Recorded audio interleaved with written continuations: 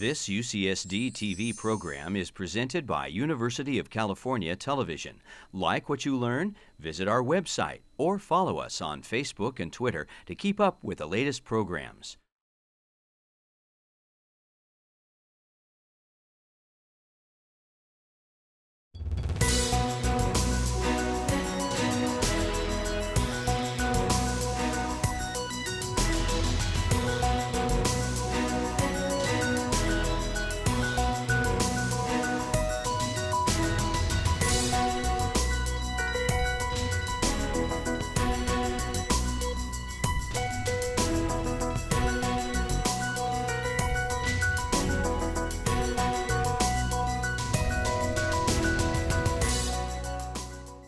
Good afternoon, folks, and welcome to the UC San Diego Osher Lifelong Learning Institute.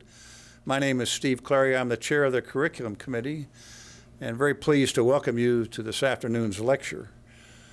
We're very pleased to welcome back to Osher retired Navy Vice Admiral Charles Martoglio, who is here to offer his perspectives on Europe, the challenges facing NATO and the EU, security, developments with Russia, how Russia sort of arrived at where it is today, and what the future looks like in the face of some of these challenges. Admiral Martoglio will conclude, however, with his view that America will remain economically, diplomatically, and militarily the most powerful nation in the world for generations to come. Admiral Martoglio has a distinguished Navy record, both operationally and as one of the Navy's foremost strategic thinkers and planners. He commanded the Ronald Reagan Aircraft Carrier Strike Group, served in the Office of the Secretary of Defense and the Chief of Naval Operations. And his most recent assignment was as a Deputy Commander of all U.S. military forces in Europe. He is now pleasantly retired here in San Diego, where he is a research professor and associate at the UC San Diego School of Global Policy and Strategy. Please welcome Admiral Charlie Martoglio, my good friend and our notable speaker to Osher today.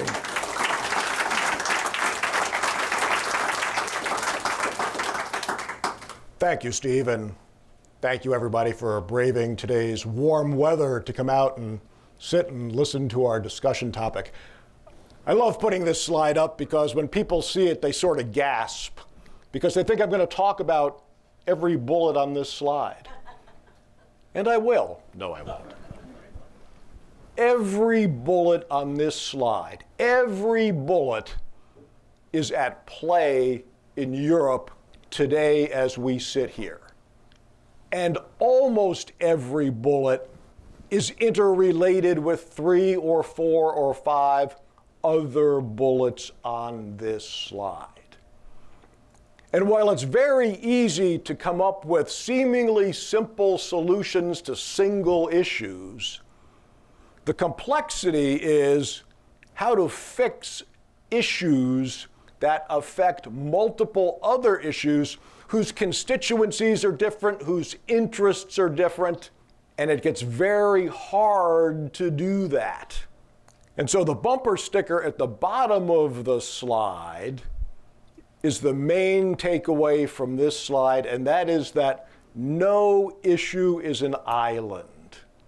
There are no single issue solutions that stand by themselves. And I'm going to talk about just a couple before we move on. And they mostly are in the upper left-hand side of this slide. Probably the single biggest issue facing Europe today is the issue of European cohesion. And if you're trying to figure out what's the primary reason why this is the case, it's because the central decision-making authorities don't have to live with the impact of the decisions they're making. Sound familiar? And I would say that this is a common theme in lots of places around the world today, not just Europe. All the great democracies, where you find the populations are about equally split and becoming increasingly polarized. That is not a good thing. People think of Europe and they think of this homogeneous entity. And Europe is anything but homogeneous.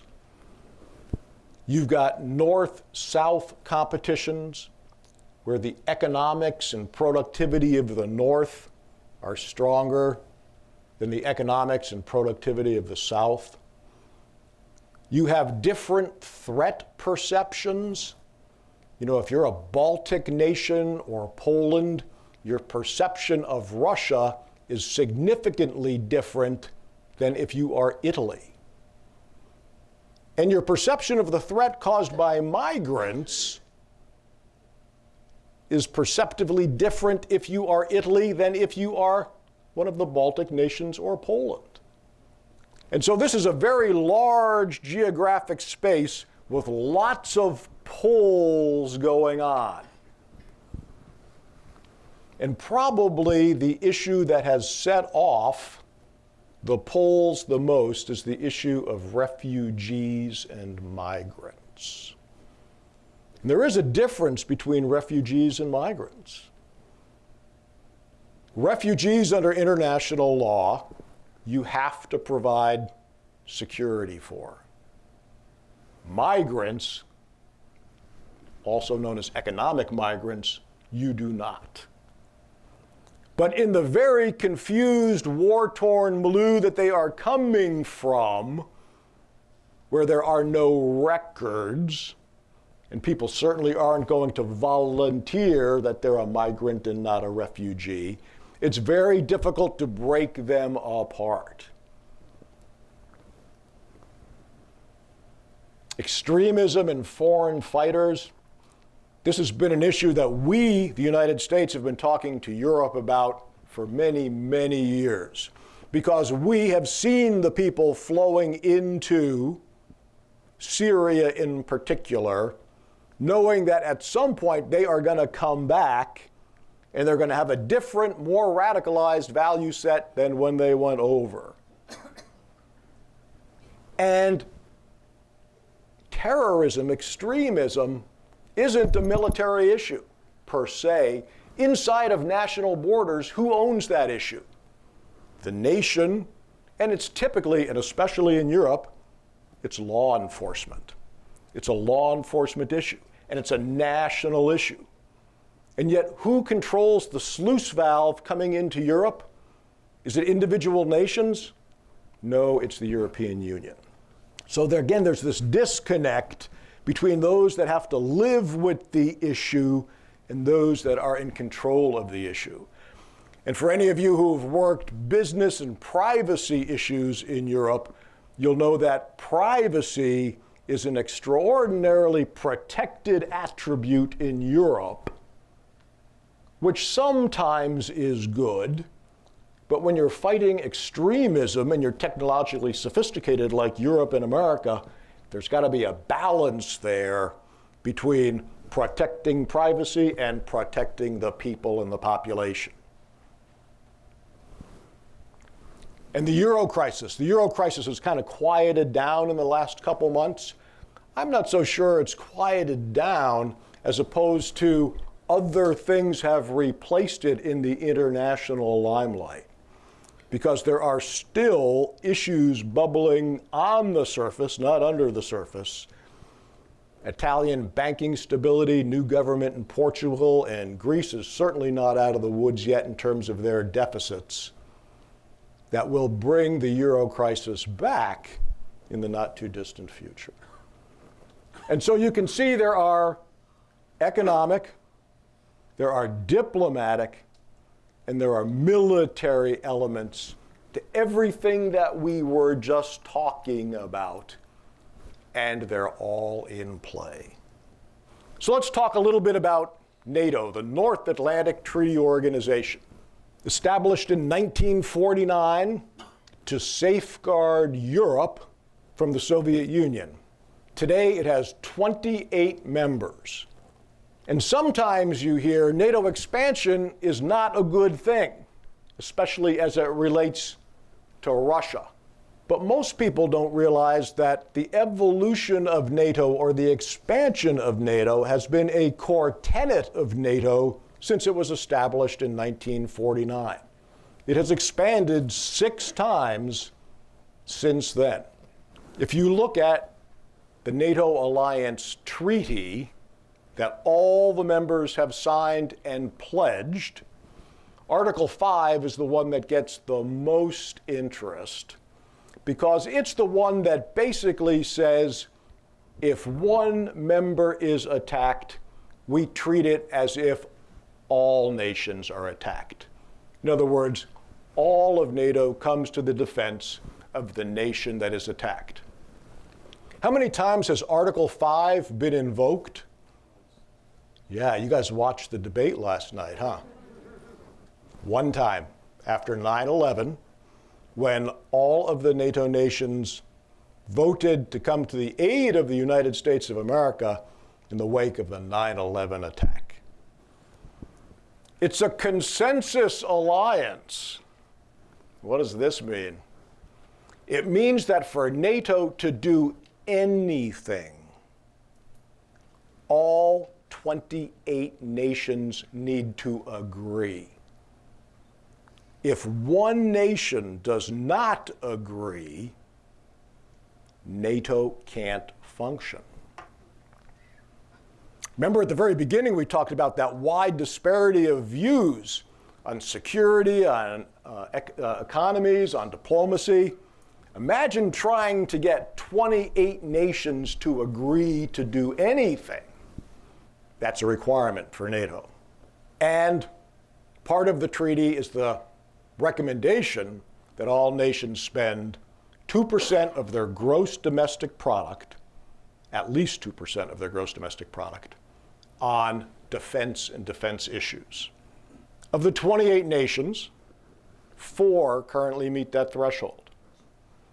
The United States, the United Kingdom, Greece, and Estonia. Now, Poland, Turkey, and France are at 1.9.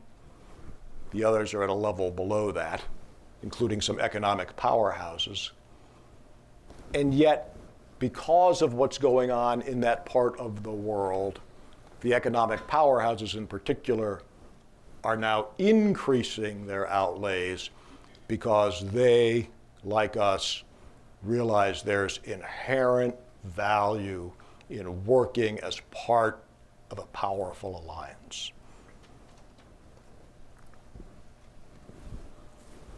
So what is this alliance all about? We are more powerful because every nation in the alliance is a democracy, and it values the rule of law and human rights and free markets. Those are NATO entrance requirements. So not only are we bound together in terms of thinking about security, but the cornerstones of our nations are the same. So there's this cultural affinity in addition to the security affinity. And so let's take a look at what NATO represents. Remember I started out by saying NATO started out as a military alliance against the Soviet Union during the Cold War. When we talk about the transatlantic bridge, America and Europe, what are we talking about? America's gross domestic product is about $17.5 trillion a year. That's the sum of goods and services that America produces. The largest economy in the world is the European Union, at least until the UK exits. The European Union's economy passed America's economy in the size of the GDP in 2012 by about $200 million at the roughly $18 trillion a year level. What does all that mean, and why am I throwing around all these numbers? America and Europe each represent 25% of the world's gross domestic product. Together, we represent half of the world's gross domestic product. And that's a pretty important figure when other nations in the world are trying to rewrite the economic rules with which the world operates. Having 50% of the economic firepower counts. Diplomatically, Europe votes with America at the United Nations more than any other part of the world. And militarily, you can see the number of troops, aircraft, ships. And it's a battle-tested alliance because our NATO allies have been with us in Afghanistan from the beginning, comprising over 85% of the international coalition has been NATO. 85% of the international contributing nations come from Europe. What's our role in NATO? I've kind of broken it down into two bullets. It's our military contribution. And in peacetime, it's those pieces that America brings to Europe that add to two things: reassuring our friends and allies that we're there and part of the alliance, and deterring adversaries and potential adversaries from picking a fight with us. And if you will, they are opposite sides of the same coin. Reassurance of friends and allies, deterrence of adversaries and potential adversaries. And so when you look at what really deters, it's ground combat forces, it's tactical aviation, and it's the combat enablers that allow you to use those forces already positioned in Europe to credibly thwart an adversary. We also provide, we the United States of America, the military leadership for NATO. The Supreme Allied Commander of Europe is always an American admiral or general. In 1997, now this is roughly 7 years after the wall came down and lots had changed in Europe, people were getting along, the idea of large-scale conflict was receding. Russia was brought into NATO, but not as a full member, but as a participant in the discussions. And to do that, the Founding Act, which was signed by Russia, highlighted the respect for sovereignty, independence, and territorial integrity of nations, and those nations' inherent right to choose the means of their own security. Apply that to Ukraine. So why is Russia like Russia is? And I'm not here to apologize for Russia by any stretch. But we talked about the importance of knowledge in making decisions. And you have got to understand either the adversary or the competitor or even the group or person you're trying to cooperate with in order to have an effective decision-making and an effective policy. There are a lot of words on this slide, and let me explain a little bit of it. If you look at all of the items separated by commas, Kipchaks, Mongols, Teutonic Knights, Swedes, The number after that is the year that that battle took place, or that war took place.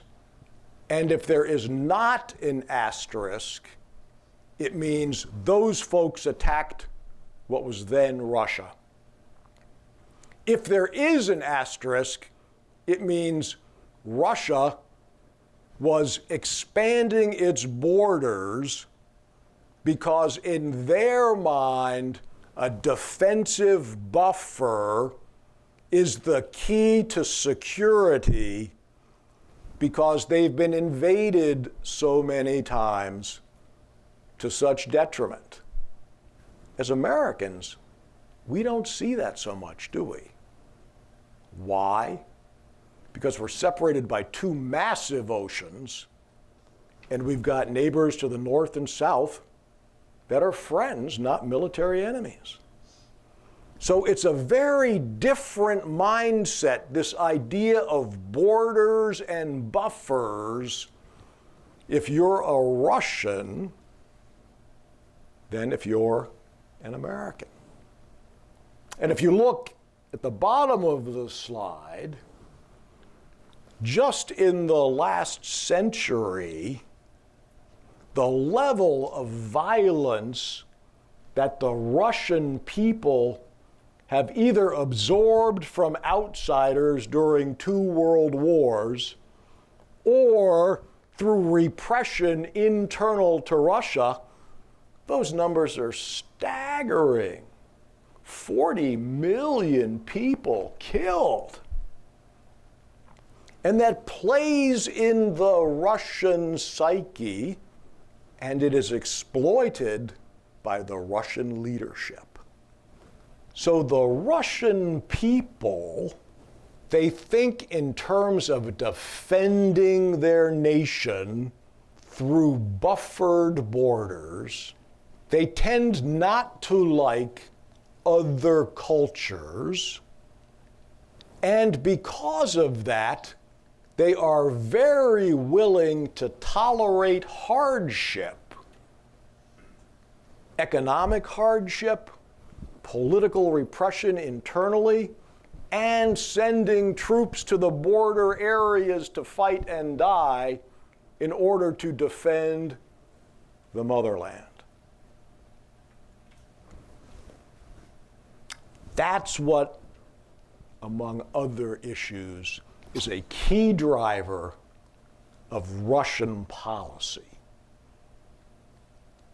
Doesn't mean it's good, and it is exploited by the leadership, but that's why Russia is behaving like it behaves.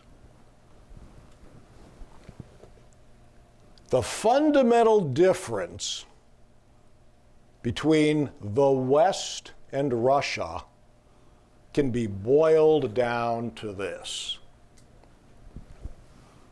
In the West, the state exists to support the people. In Russia, the people exist to support the state. That's huge. That's a fundamentally different way to look at the real world and the allocation of resources and the toleration of hardship. And that is a very, very difficult bridge to gap. It does underpin Russian motivation during challenging times. World War II, the Cold War, and today. And today, the Russian leadership is exploiting the people's fear of returning to the chaos of the Yeltsin years, when the economy collapsed, when security collapsed, when internal security collapsed, when there was general chaos in a very large and important country. And when we talk about expansionist activity, what is Russia doing in expanding its influence around the world? The bottom three bullets are categorized by Russia working bilaterally, individually with other nations, Russia working multilaterally in a group of nations that Russia leads, and then lastly, what they're doing in terms of intimidation and aggression and what they've done over the recent timeline. And so you can see bilaterally, Russia is working with China, Syria, Iran, Venezuela, Egypt, and Cyprus. Some not so nice places there. Multilaterally, you look at that and you're saying, well, they're trying to improve their economy and they're trying to recreate something akin to the former Soviet Union. I don't think that's entirely accurate, but they are trying to build something that puts those border buffers back in place between potential adversaries and the Russian homeland. And then you look at, and I like to look at things with common sense and pragmatism, look at the record of what Russia has done just since 2007. Estonia, that was a massive cyber attack against all things Estonian from inside of Russia. Georgia was a physical invasion of Georgian sovereignty, again under political contexts. But the fact remains that there were Russian soldiers shooting into Georgian sovereign territory in 2008.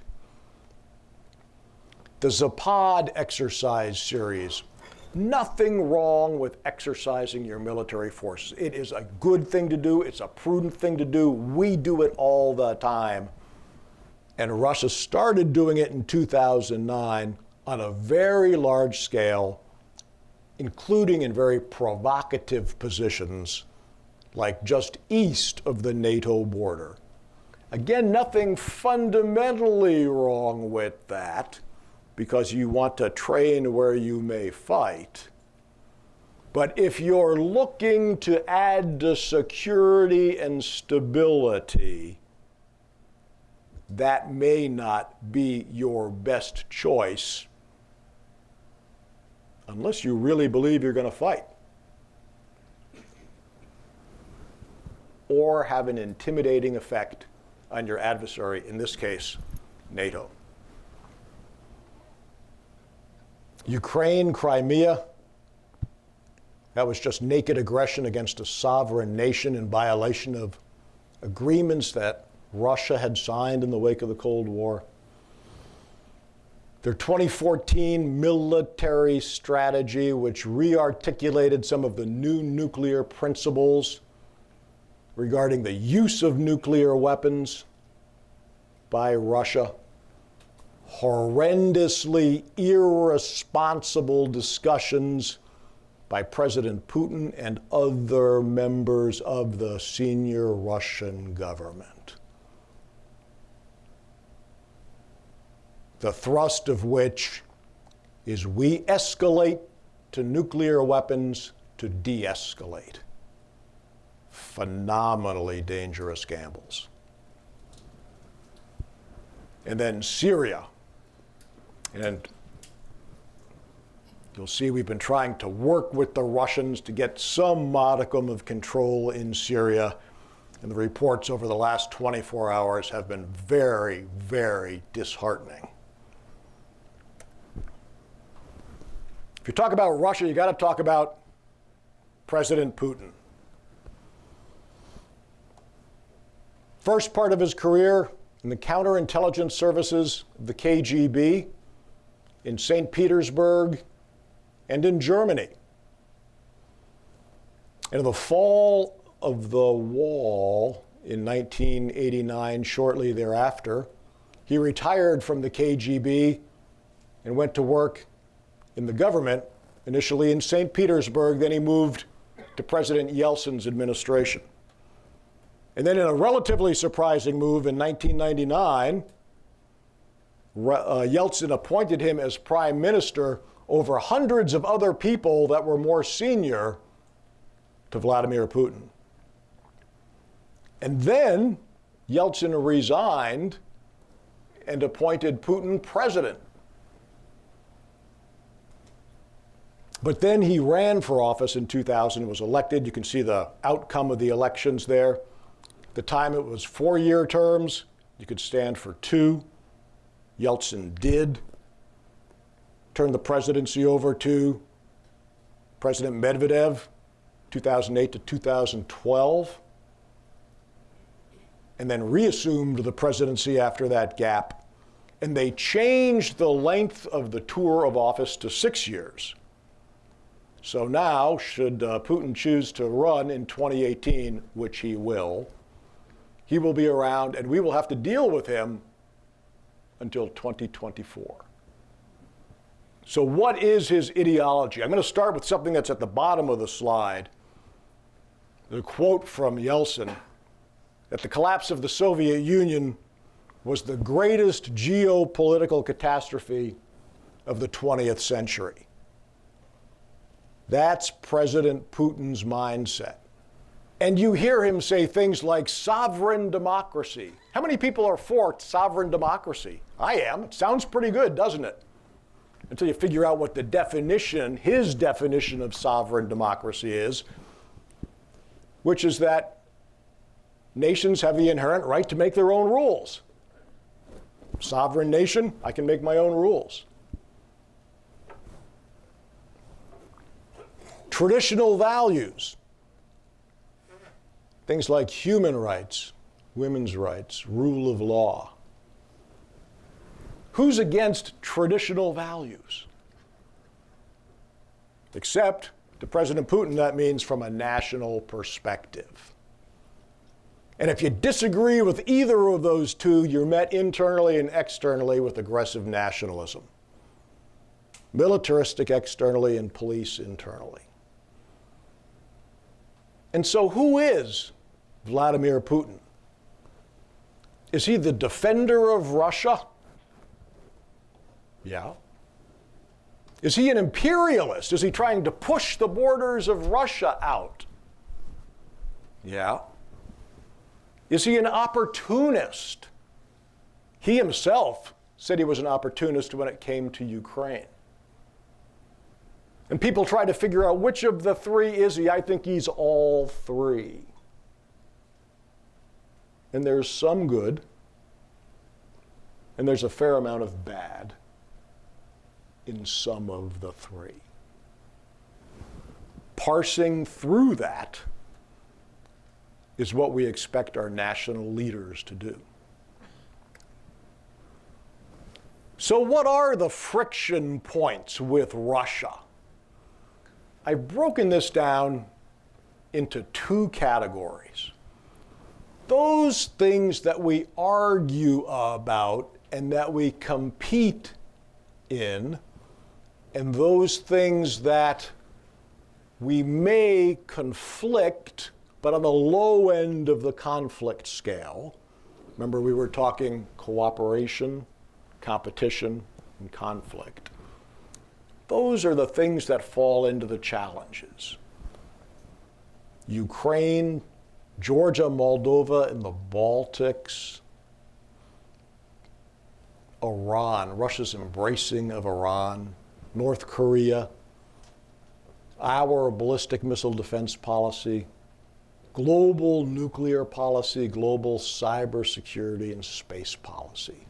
Those are the primary friction points with Russia. A red line, on the other hand, from the Russian perspective, these are the things that this is my list, nobody else's, these are the things that I believe Russia will use military force if we, the West, encroach. Doesn't mean we shouldn't encroach or we shouldn't use military force. It just means if you're a decision maker that's looking at the risk reward, you need to know that Russia will respond very forcefully if there's an attack on the Russian homeland, if there is aggression towards Kaliningrad, which is a part of Russia surrounded by Lithuania, the Baltic Sea, and Poland. It doesn't actually touch Russia anywhere, but make no mistake, it's Russian territory. NATO membership for the 3 nations listed up there. Ukraine was a demonstration of that. The Donbass region of Ukraine. Syria. There are a variety of reasons why Syria is in play, but it comes down to geography. And it's the ports and airfields that Syria represents to the Russian military in terms of being able to get out of the Black Sea, operate in the Mediterranean with access to the Atlantic, and re-provision without having to go through the Turkish Straits back into the Black Sea. Syria is very important to the Russians, and having a Russian-friendly government in Syria, not necessarily Assad, but a Russian-friendly government, is something that Russia will fight for, as they are doing today. And then the Turkish Straits, the ability to get out of the Black Sea and into the Mediterranean. And of course, who controls the Turkish Straits? The Turks. The banner at the bottom, I believe, is correct. Clearly, Russia is not seeking global domination anymore like the USSR, like the Soviet Union did. But it will use military force if its red lines are threatened. Again, that doesn't mean we can't do anything. It just means we need to be aware, and that has to be part of the calculus by decision makers so that you don't just blindly stumble into something that spirals out of control.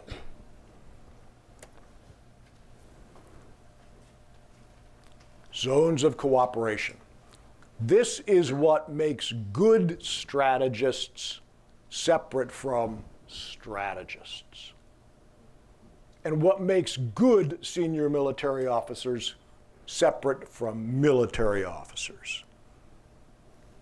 Our job is to preserve options for our civilian leadership, such that if a crisis comes, it's not foreclosed in what we are going to do. There are a range of things that we can do. And good strategists know that all nations act in their own self-interest all the time without exception, including the United States. All nations act in their own self-interest all the time without exception. If you know that, and if you believe that, good strategists are then able to look at multiple situations and see where national interests may overlap such that you can work together.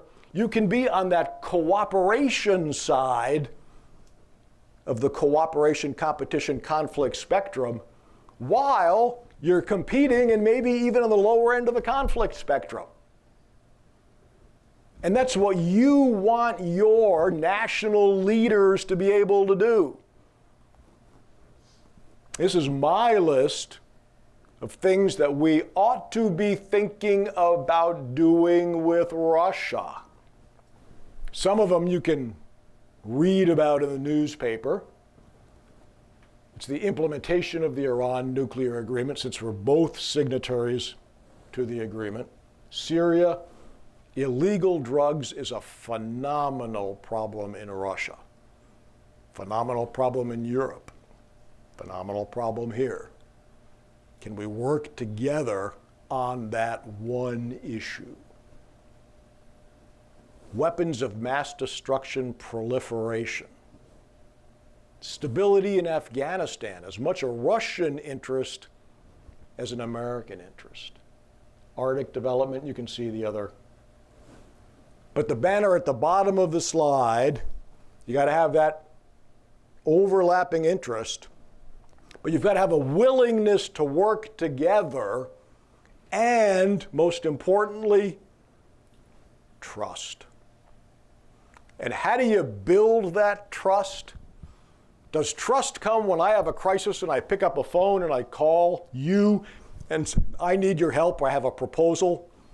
No, trust is built through years of relationships that get you to some level of cooperation, so that when the crunch comes and you call me and say, Charlie, I commit to taking course of action X, I take you at your word and can de-escalate along with you, either with observables or based on trust. But if that trust isn't there, like it's not there today with Russia, if you see what's happening in Syria, you can't get to zones of cooperation. You can't get to a particular zone of cooperation. But if there are areas where you can work together to establish those working level relationships such that I can cooperate with you, and when you tell me something, I trust you to be able to implement it. That is why we do this sort of thing, and that is why secretaries of state of both parties run around the world trying to work zones of cooperation in the middle of competition and conflict. Let's talk some realities.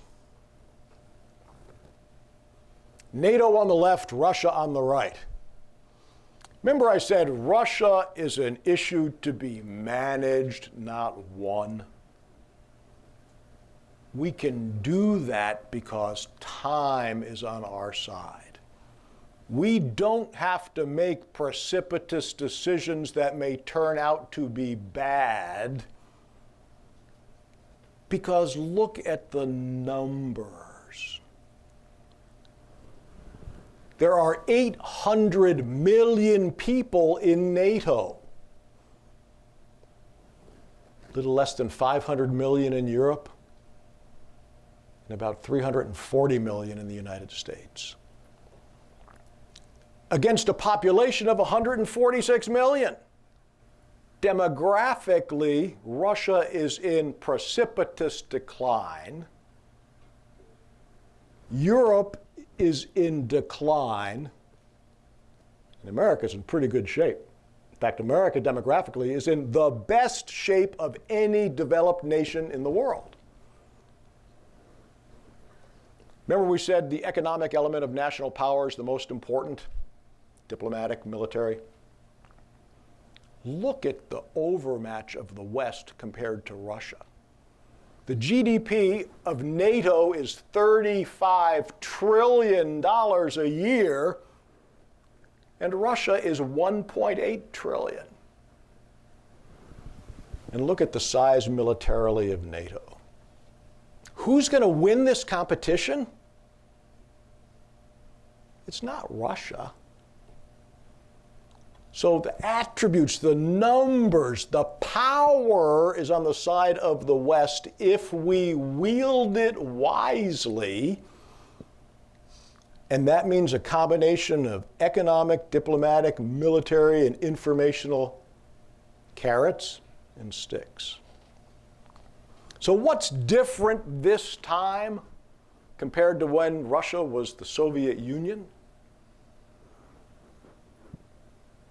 The first thing is Putin will run out of time because he no longer controls what all of his people know and can find out if they are so inclined. And over time, their mindset will likely shift because if information is out there, everybody has access to it. It's this idea of ubiquitous information. Famous picture of a babushka sitting in the steppes in Russia, working on a wireless computer.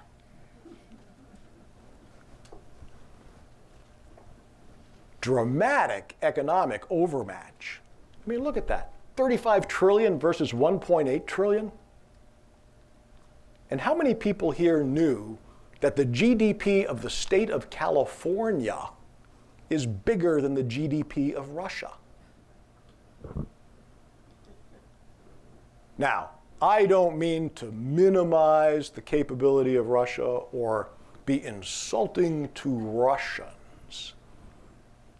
I'm just trying to look at the cold facts that tell national leaders the spectrum of options that they have in front of them and the time horizon to implement them.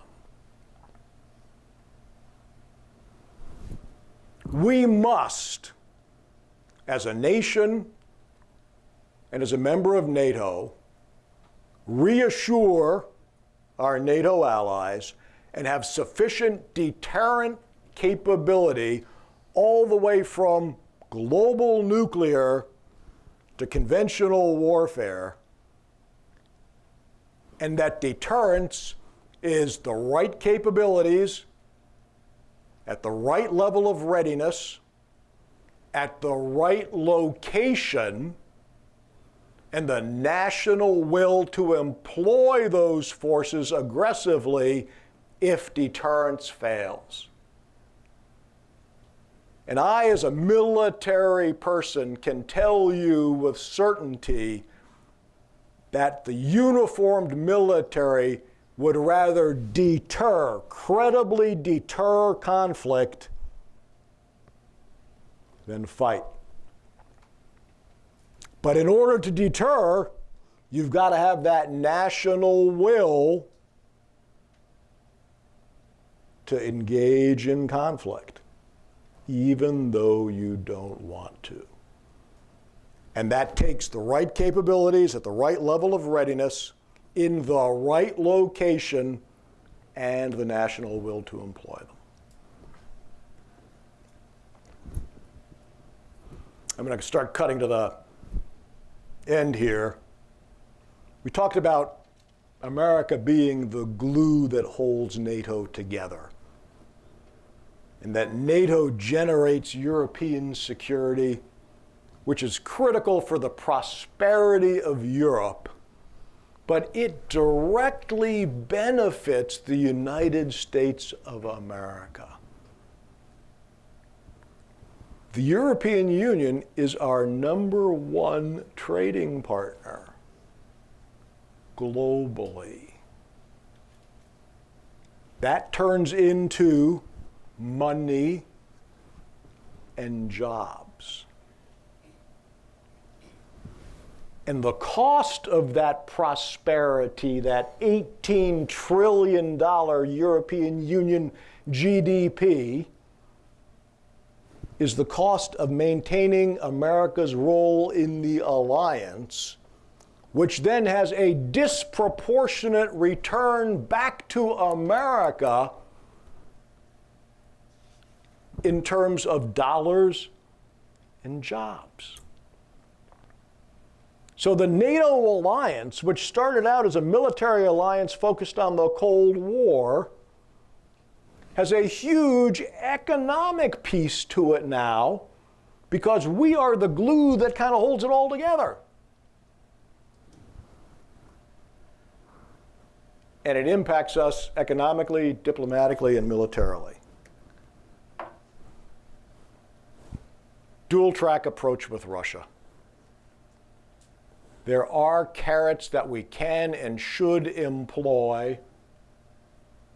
Confidence-building measures, zones of cooperation, things that we can work in so that I have confidence in my Russian counterparts. You gotta maintain working and senior level, at least contact relationships, so that if a crisis occurs, I know who to call and the person will take the call. Whether you resolve anything, situational dependent, but you gotta have those relationships in place. And then a measured stick. And I have an example from economic element, diplomatic element, military element, and the informational sphere. Time is on the West side, so we can be judicious about how we work this issue. We don't have to be precipitous. Last slide. I love to end on this slide.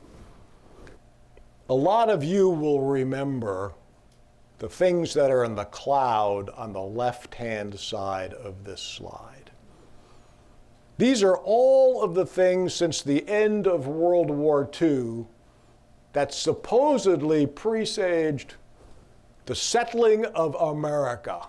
America was going to lose its greatness, be replaced by another nation or another group of nations. When Russia tested its hydrogen bomb, the fact that the Korean War ended in a truce and not a victory. How many people remember Sputnik and the missile gap? What a crisis that was. Vietnam War. Remember the misery index of the 1980s? Inflation plus unemployment? How big that number was, the 9/11 attacks. How about Japan buying America? Well, how did that work out? America's sunset has been predicted many, many times over the past 60 or 70 years. So why have none of these come to pass? And I believe it's because there are attributes that are unique to America that we have all of these attributes, and unique to America that we are the best in the world at each one of these attributes. And none of them have anything to do with politics. These are the attributes of a great nation. And I'm just going to hit a couple of them before I wrap up. I've already talked about the favorable external geography. You have an expeditionary military. Why is it important that we have allies overseas? Because guess where our military forces are? They're overseas. That's where we fight our wars. We don't fight them on the beaches of San Diego, Norfolk, and Florida. We fight our wars overseas. In football parlance, we do away games. You want us to do away games. We can't be overseas without the permission of the sovereign nations that are allied with the United States. It's not just a cash transaction. It's how we defend ourselves.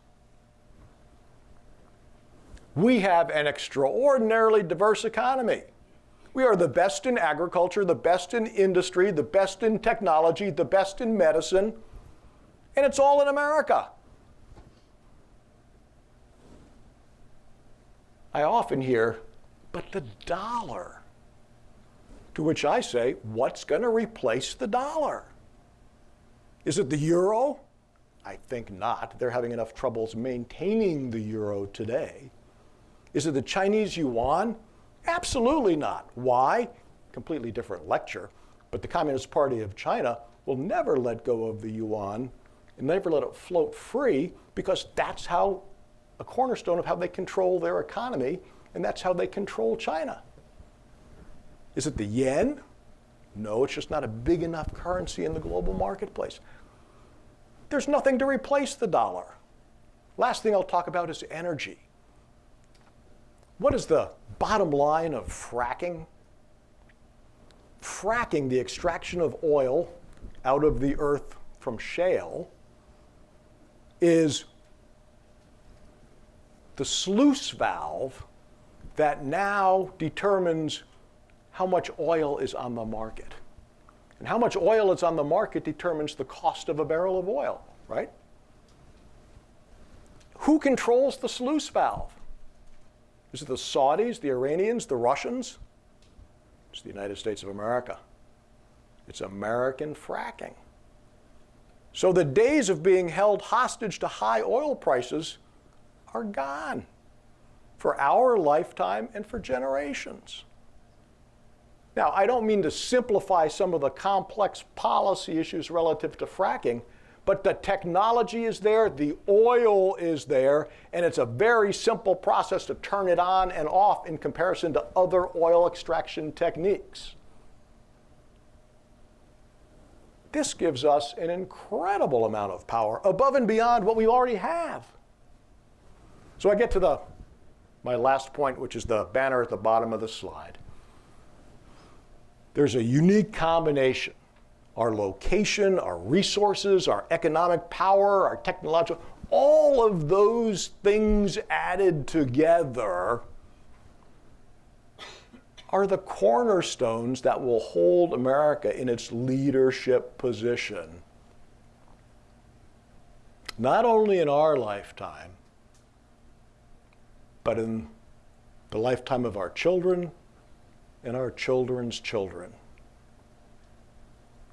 I want to thank you for being a great audience this afternoon, for braving the very unusual heat in San Diego, and mostly for being interested in acquiring knowledge for things that really, really do count. Thank you very much.